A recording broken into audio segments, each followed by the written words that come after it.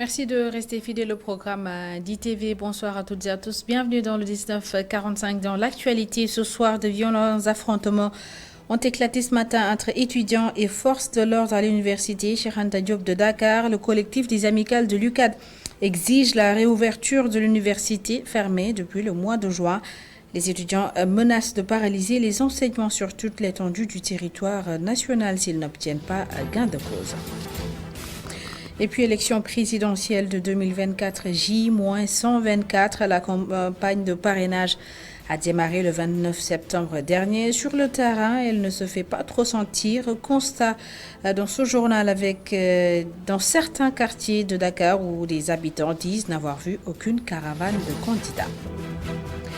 Dans ce journal également, nous parlerons de l'ouverture officielle de la saison touristique en Casamance. Plus de 150 touristes sont arrivés à la station balnéaire de Cap Skirring pour la saison 2024. Les acteurs du secteur restent optimistes après avoir subi les effets de la Covid.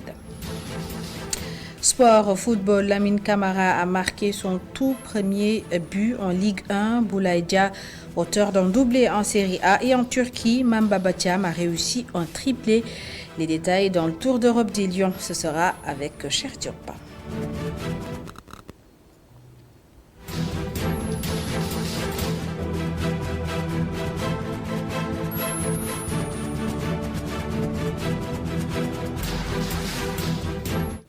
Je vous le disais tout de suite, le collectif des amicales de l'UCAD exige la réouverture de l'université Cheikh Anta Diop de Dakar. Ce matin, le point de presse des étudiants a été dispersé par les forces de l'ordre sur ordre du recteur. Les affrontements ont par la suite éclaté entre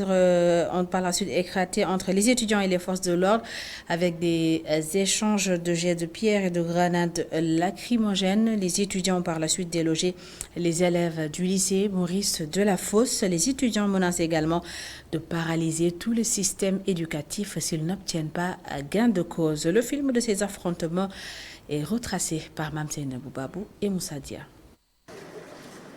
C'était parti pour être un point de presse, mais les policiers ont vite envahi l'enceinte de la FASEG pour interdire aux étudiants de s'adresser aux journalistes. En cause, le recteur a interdit la rencontre.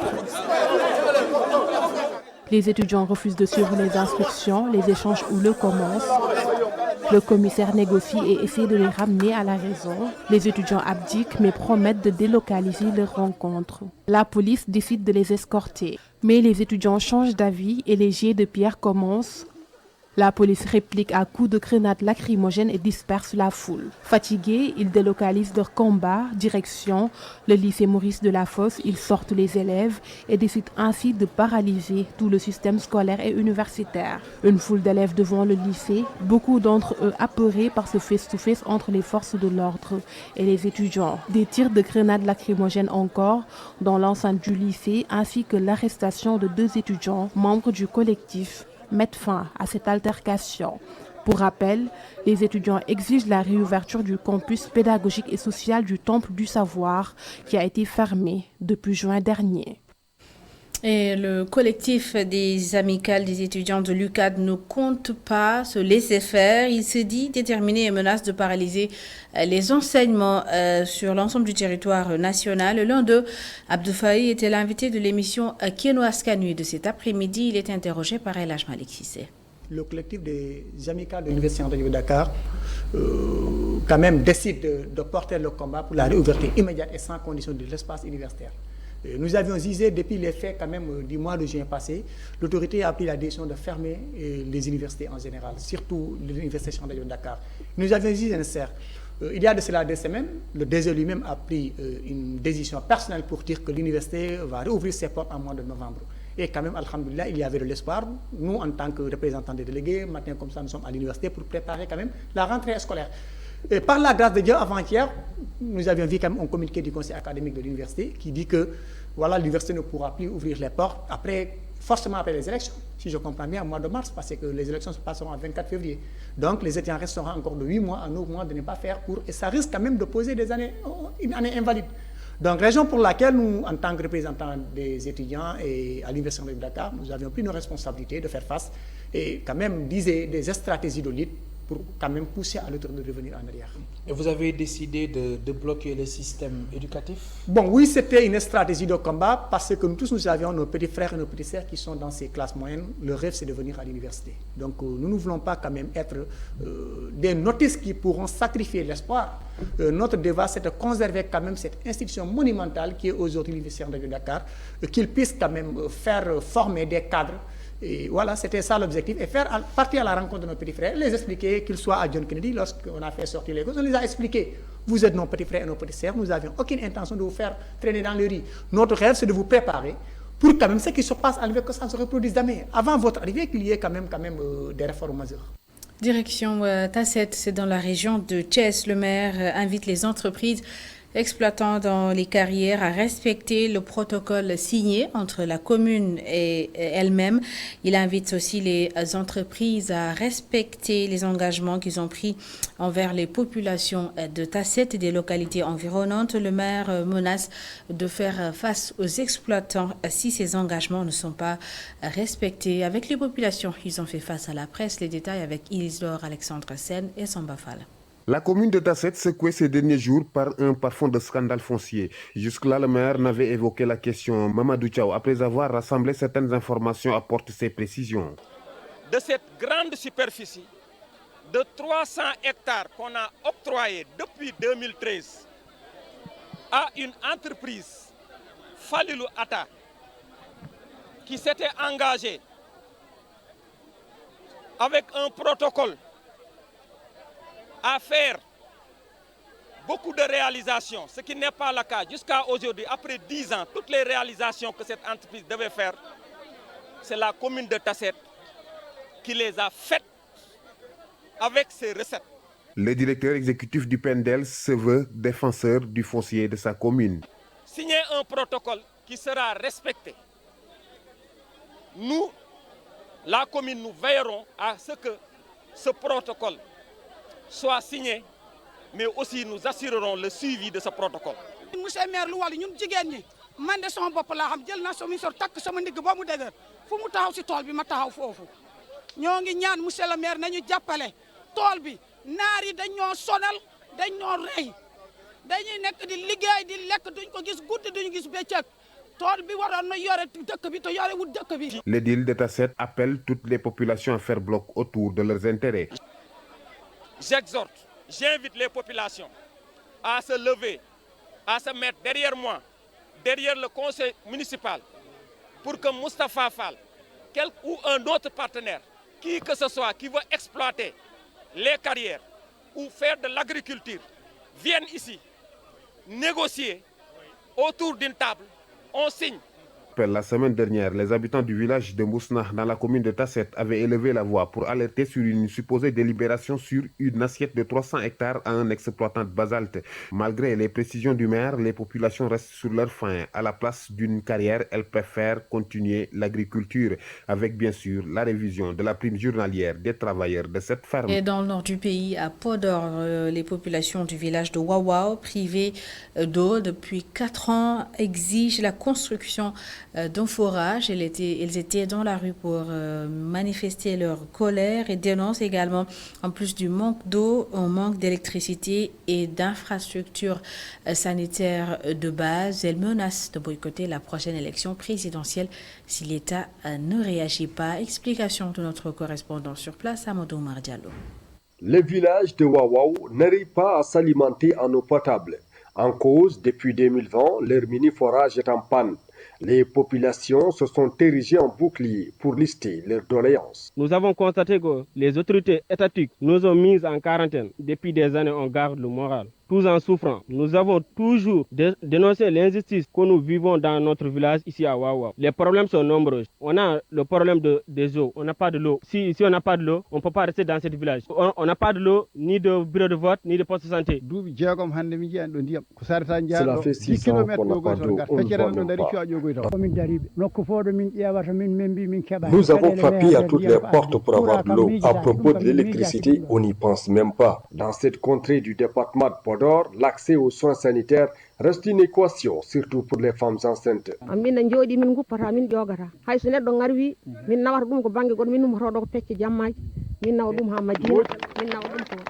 On a même des difficultés pour faire le linge à la vaisselle, pour évacuer nos malades, en l'occurrence les femmes enceintes. On est obligé de quitter le village tard dans la nuit.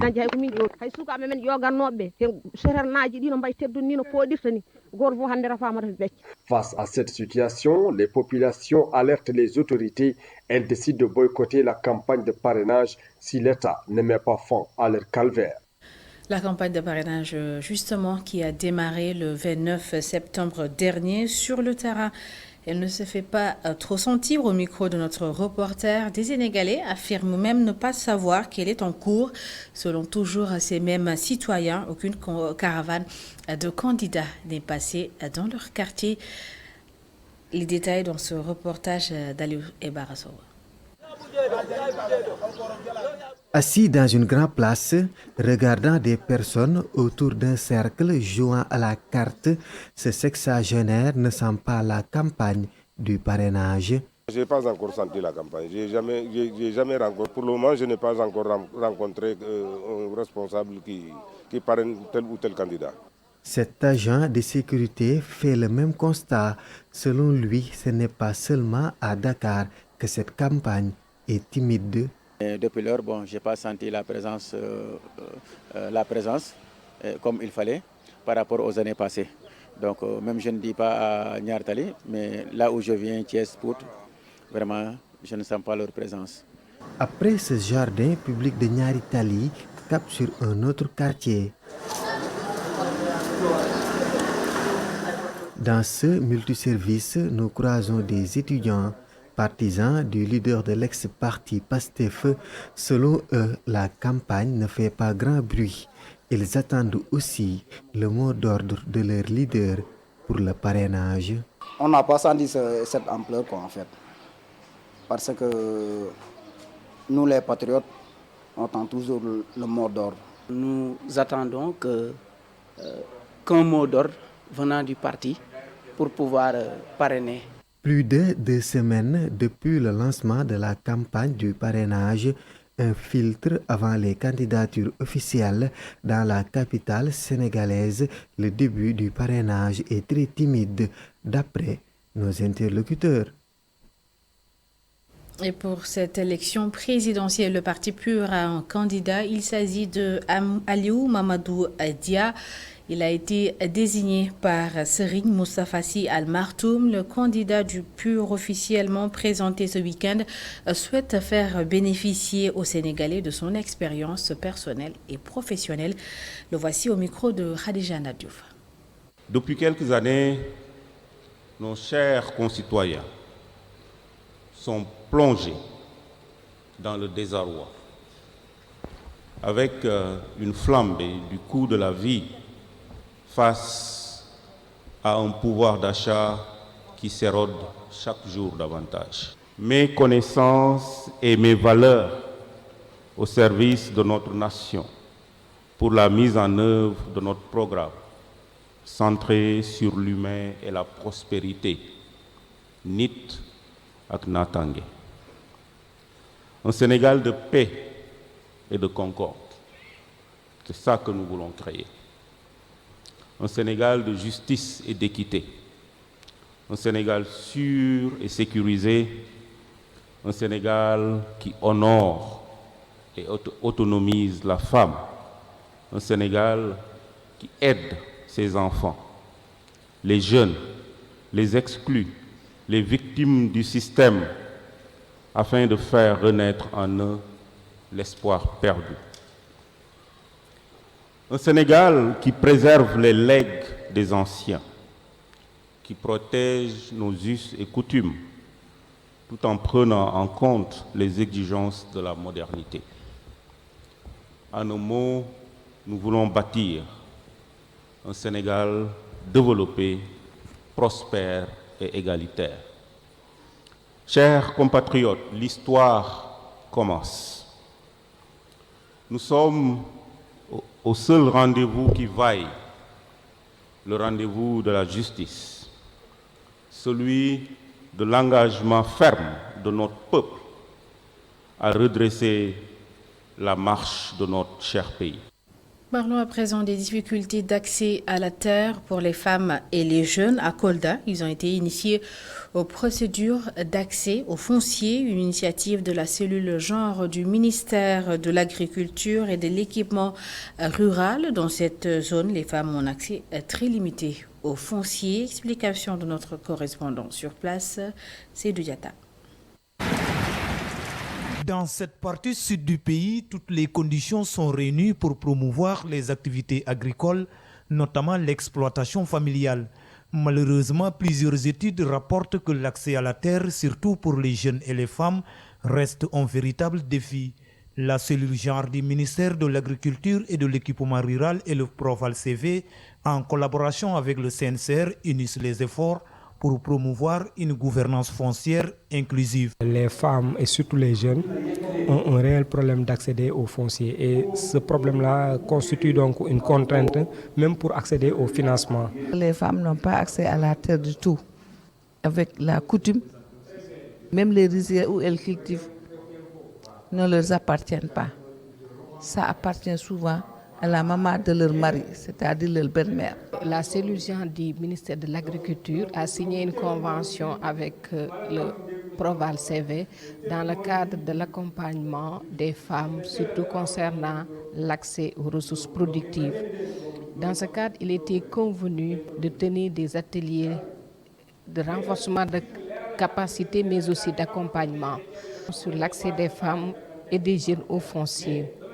L'objectif de cet atelier, c'est d'informer, de sensibiliser, mais aussi plus tard d'accompagner les producteurs bénéficiaires du Proval dans la sécurisation de leur patrimoine foncier et de la sécurisation de leurs investissements. En dépit des pesanteurs socio-culturelles, la non-maîtrise des procédures d'affectation des terres demeure entre autres facteurs bloquants.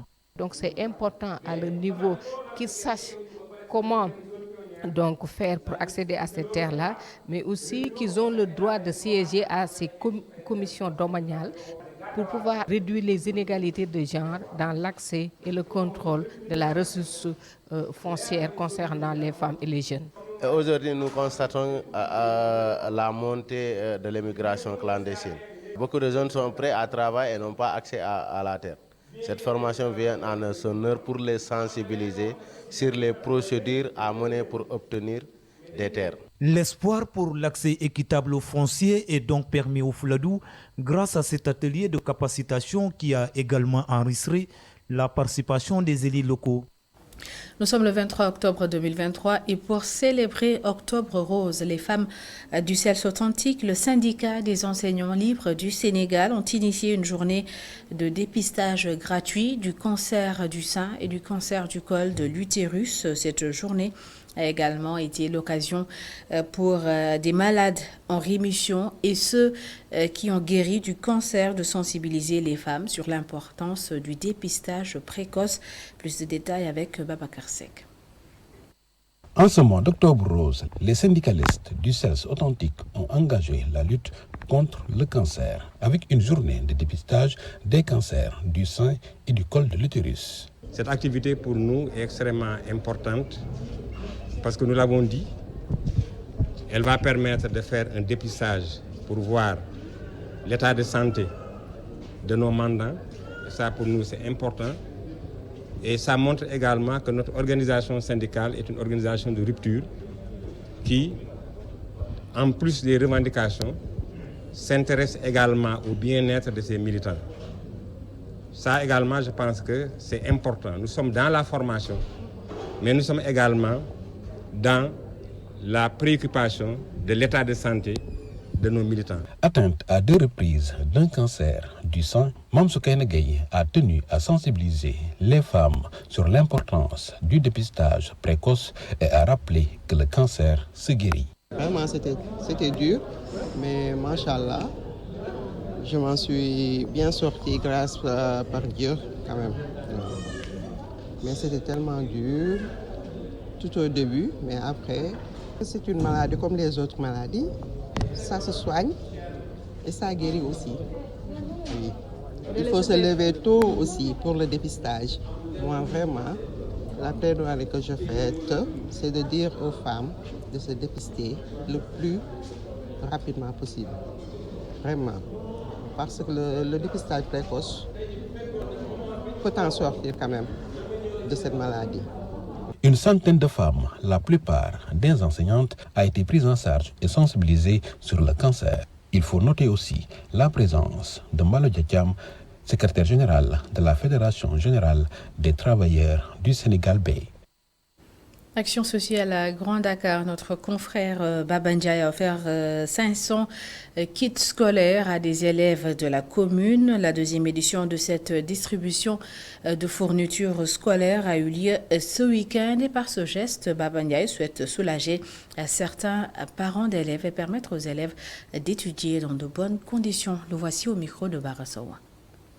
Mais un sentiment de satisfaction et je rends grâce à Allah qui nous a permis aujourd'hui encore une fois d'honorer cette deuxième édition de distribution de fournitures scolaires.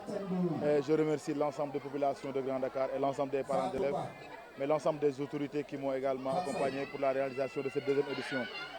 Aujourd'hui, nous avons essayé de soulager les parents d'élèves à travers cette journée. Et à travers cette cérémonie, nous avons distribué 500 kits scolaires à l'ensemble des élèves de la communauté NGB, Niari Tali Grand Dakar Biscuiterie. Et ce n'était pas donc une chose simple parce que malgré les difficultés de la vie, malgré également la conjoncture, nous avons su mener la tête haute pour essayer de gérer cette journée. Et nous rendons grâce à Allah qui nous a vraiment permis de réaliser cette édition-là. Je pense que ça a été vraiment une réussite parce que ce n'est pas évident, avec le contexte que nous vivons, honorer ou permettre à 500 élèves d'avoir des fournitures scolaires. Mais on rend grâce à Allah et ce sentiment-là, c'est un sentiment de satisfaction parce que nous sommes des fils de Grand Dakar. Alors, nous avons réalisé ceci dans Grand Dakar, donc cela ne peut pas plus être un autre sentiment qu'un sentiment de satisfaction et de fierté. Et tout ce que nous pouvons pour que Grand Dakar aille de l'avant, on va le faire. Et tout ce que nous pouvons pour que le nom de Grand Dakar encore soit haussé au premier niveau, nous le ferons parce que nous sommes des fils de Grand Dakar et c'est ça que les populations de Grand Dakar attendent de nous. Annoncé dans les titres en Casamance, la saison touristique s'est officiellement ouverte ce week-end. Plus de 150 touristes sont arrivés dans la station balnéaire du Cap Skirring. Et pour cette année, les acteurs du secteur sont optimistes malgré les effets de la pandémie de Covid-19 qui avait mis à genoux le tourisme. La cérémonie de lancement a été présidée par le directeur général de l'AIBD qui a profité de l'occasion pour annoncer le début du processus de certification de l'aéroport de Cap Skirring. Des détails avec nos correspondants dans le sud du pays, Hassan Ba et Daouda Sambou. C'est sous une forte chaleur que le vol inaugural en provenance de Paris, qui lance la nouvelle saison touristique en Casamance, a atterri hier à l'aéroport de Cap Skirring, avec à son bord 152 touristes. Ces derniers étaient très enthousiastes de fouler le sol sénégalais. Bonjour, je suis Pascal, je viens de Paris. Écoutez, le voyage s'est bien passé et on va au Club Med, au Cap Skirring et on va aller golfer. Parce que vous avez toujours un beau temps, mais là on l'attend le soleil. Je m'appelle Anouk, j'ai 18 ans, donc j'arrive pour visiter le pays. Ça me fait plaisir, ça va être sympa de visiter. Ça fait toujours plaisir de visiter un nouveau pays. La météo, il fait beau, la chaleur, à Paris il fait moche. Donc, je m'appelle Julie, je viens de Paris, j'arrive en vacances et je suis contente. J'ai 25 ans. Et ravie d'être là, c'est la première fois qu'on vient, donc on est très content. Parce qu'on avait envie de connaître ce pays, on a envie de soleil, de chaleur, en pleine Toussaint, donc c'était pour découvrir un nouveau pays. Je m'appelle Olivier, donc je suis le mari de la jeune dame qui fait son anniversaire. Et on est très ravis d'être au Sénégal, très beau pays. Et on va passer un très bon séjour. Xavier Declercq, c'est la deuxième fois que je viens ici. Je suis venu il y a 25 ans. Il y a 25 ans Il y a 25 ans, oui. Ça fait longtemps, hein. Vous êtes le plus aussi en Casamance. Les gens qui sont très sympas. Vous êtes très chaleureux, très sympas. Et puis c'est super joli, donc ça donne envie de revenir.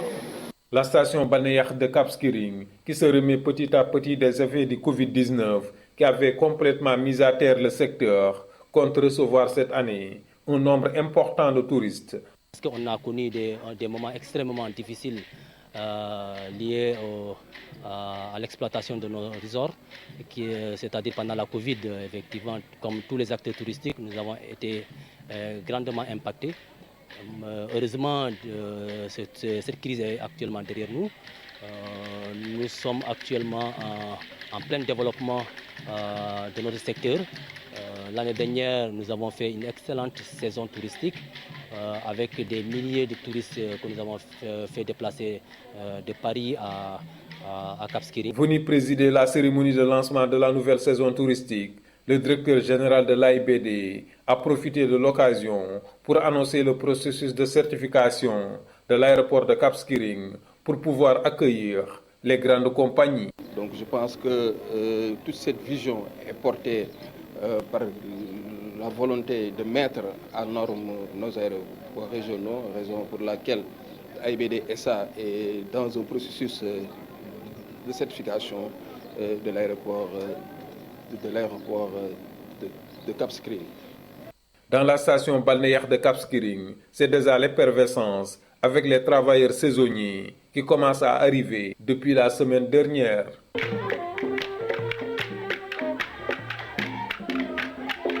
Un mot de sport à présent. Lamine Camara a marqué l'un des plus beaux buts de la saison en France et c'est son tout premier but en Ligue 1. En Italie, Boulaye Dia a marqué un doublé qui a permis à son équipe d'accrocher le nul.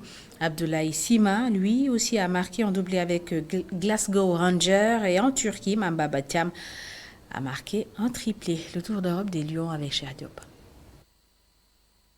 Lamine Camara a certainement marqué l'un des buts de la saison. À plus de 57 mètres, il a inscrit son tout premier but en Ligue 1 française face à l'AS Monaco.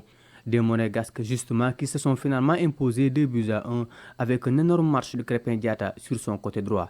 Ismaël Jacob était aussi titulaire. Ismaël Assare et Iliman Ndiaye ont joué tout le match de l'Olympique de Marseille battu par Nice 1-0. Lorient bat Rennes 2-1 avec un solide Formose Mendy en défense. Le jeune Bassirou Ndiaye également entré en cours de jeu côté lorientais. Clermont et Montréal sont allés battre l'Olympique lyonnais 2-1. Aruno Sangaté et Nampalys Mendy étaient titulaires. Lens et Le Havre se sont quittés sur un nul vierge. En Angleterre, Nicolas Jackson est entré en cours de jeu dans le derby qui a opposé Arsenal et Chelsea et qui s'est soldé sur un nul, 2 buts partout.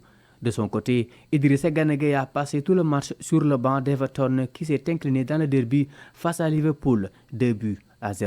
En Italie, Boulaye Dia retrouve des couleurs et de l'efficacité avec Salernitana. Son doublé a permis à son équipe d'arracher le nul, 2 buts partout face à Cagliari. En Espagne, Rayo Vallecano s'impose sur le fil face à Las Palmas avec encore Patesis titulaire. En Écosse, Abdallah Sima a marqué un doublé, ses 8 et 9e but de la saison avec Glasgow Rangers qui a corrigé Hibernian 4-0. En Turquie, pour finir, Mamba Batiam a planté un triplé avec Kayserispor face à Rizespor pour une victoire 3-1. Cheikh Diop, merci. C'est la fin de cette édition. Merci à toutes et à tous de l'avoir suivi. Merci de votre fidélité. L'information continue sur notre site internet media.sn. Bonne suite des programmes.